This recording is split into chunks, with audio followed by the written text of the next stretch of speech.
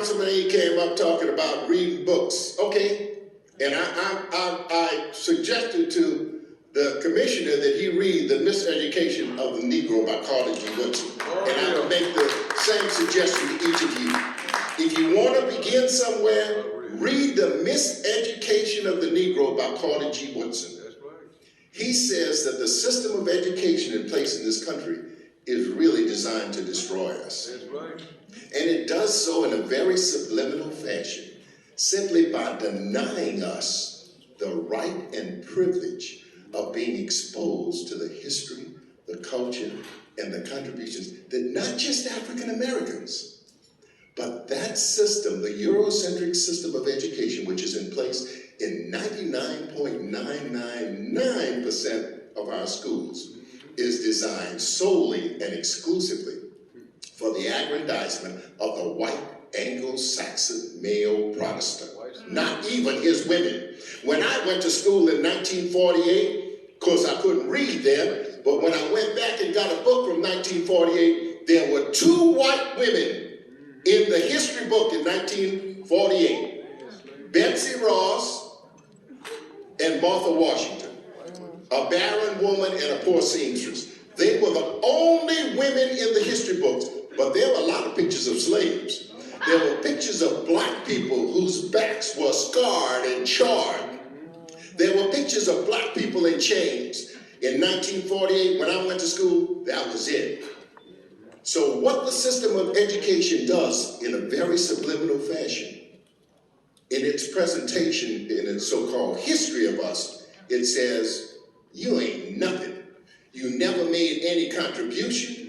You ain't worth nothing. That's why we're not putting you in the books. And that's why we're not teaching you anything about yourself in school. Because there ain't nothing we feel worth teaching you about yourself. That's the big lie. So rejected. Parents, we can begin today. Today can be a celebration. It can be a celebration when we make a commitment to go on the journey of Sankofa and study our past, study our history, study our culture. But it's too late for us. Hell, I'm almost 80 years old. I'm an old dude. And I know I'm probably making my last speech on this stage. And with me, that's all right. Because I'm going to be as harsh as justice and as uncompromising as truth. And I'm going to speak the truth.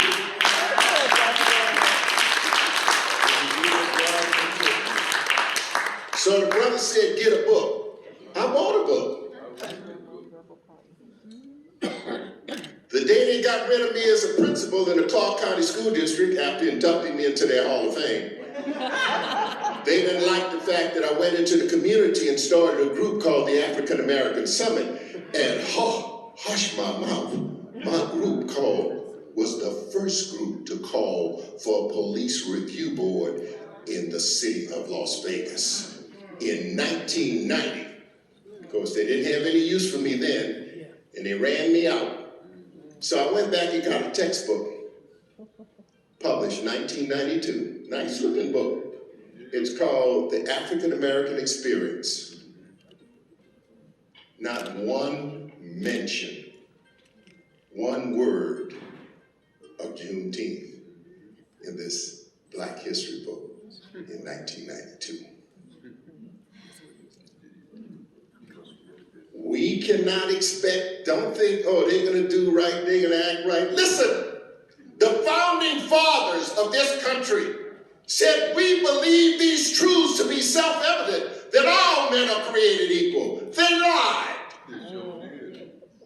And that's proven in the Dred Scott case by a decision of the United States Supreme Court in 1857, when the Chief Justice of the Supreme Court, Robert Taney, in his decision says, in the Dred Scott decision, when the Constitution of the United States and the bylaws were written, they were not intended to include black folks.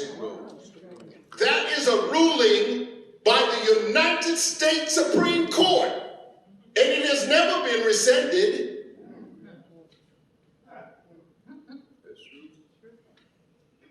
So when they said all men are created equal, they did not mean that. But we are still a part of this country. And we have to make them live up to the true meaning of this creed. Words have meaning. And I may not be around long enough to see it. But I'm telling you how we can do it. Our children are a message we send to the future. It's our children who are going to make the changes, who are going to see that the progress that we deserve as black folks in this country is achieved. As parents, you have to see to it that your children begin to address the knowledge of self that they are going to have to one day stand on the stage as I am, proud, confident, self-assured, positive African-American role model, and speak my truth to you.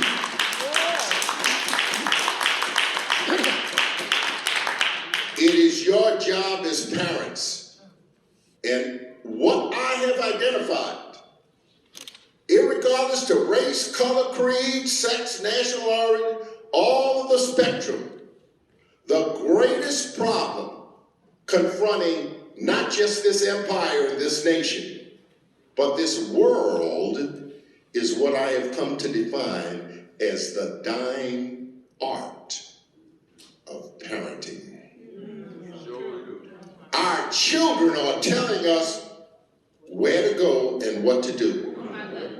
And until we as parents begin to take on our role and our responsibility, it's not going to be get any better, because the most formidable challenge and the most formidable enemy that we have is the place that you feed, dress, and you send your children off to every day.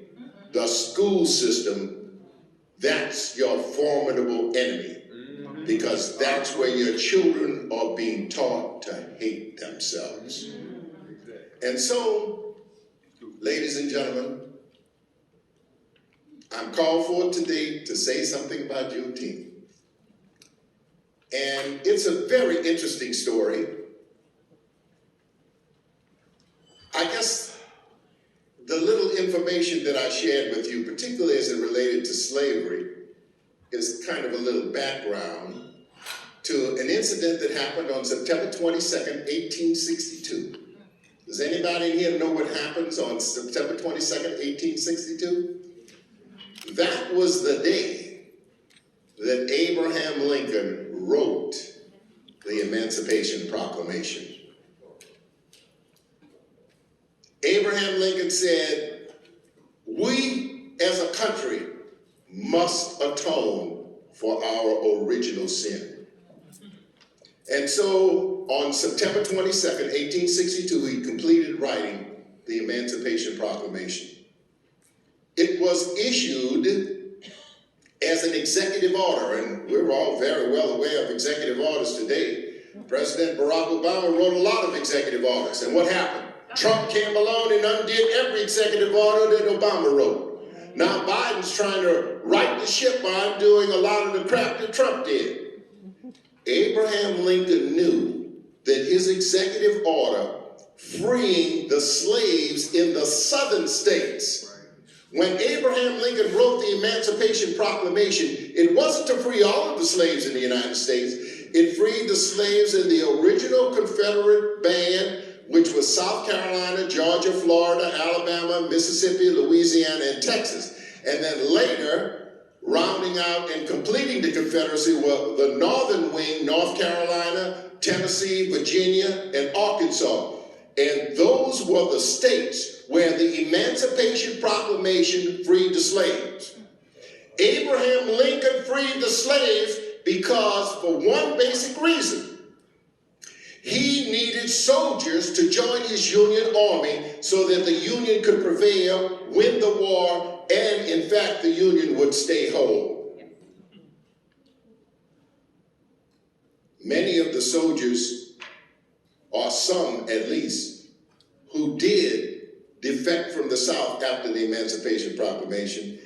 And when Dee comes up, she can tell you about one in particular, ended up being one of the colored soldiers who showed up on the shores of Galveston, Texas on June 19, 1865. So Lincoln issues the Emancipation Proclamation. He's smart enough to know that this executive order is only going to last, it's during the time of war. So that accelerates the significance of executive orders. It was a wartime decree, and it could very easily be overturned at the end of the war. So Abraham Lincoln went about mobilizing the forces in his administration to pass an amendment to the United States Constitution. Now, this is one little particular area that I'm particularly proud of my research and the information I share as it relates to this. Because when Abraham Lincoln began his effort to have the 13th Amendment passed, which is the amendment that did free all of the slaves in the United States, as a matter of fact, we could not get that 13th Amendment passed in the Congress of the United States today. We could not have got it passed during the civil rights period of the 60s. We could not have got it passed 100 years ago. As a matter of fact, it is my belief that at no time in the history of this country could we ever have gotten the 13th Amendment through Congress. Why did it happen then? Because the southern states, the southern bloc, the Democrats in the South chose to secede from the Union.